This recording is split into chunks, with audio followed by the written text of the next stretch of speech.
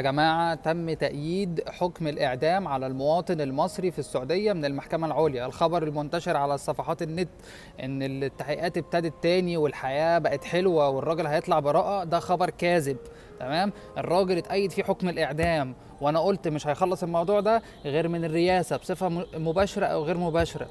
أنا امبارح رحت قصة التحديث سبت الرئيس عشان أقابلك، أرجوك قابلني. أنا أدعو يا فندم انت محتاج تقابل الست دي علشان عندك مواطن مصري، اللي احنا بندافع عن الكرامة، مطلعين واحدة زي دي ست بتعيط ان احنا بندافع عن كرامة الست المصرية، طالعة تعيط.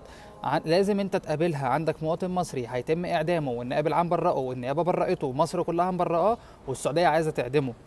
وزارة الخارجية المصرية اتصلت بالست وقالت لها تعالي، احنا جالنا جواب رسمي من وزارة الخارجية السعودية اللي تم تأييد حكم الإعدام في جوزك. انتوا مستني ايه تاني؟ يعني مش بهاجم حد، بس انت مستني ايه تاني؟ خلاص الست لازم رئاسة الجمهورية هي اللي تتخاطب مع الملك على طول مباشرة. كده في بلطجة هنعدمه وخلاص. لو سمحتم وصلوا الصوت ده لكل الناس وللرئيس.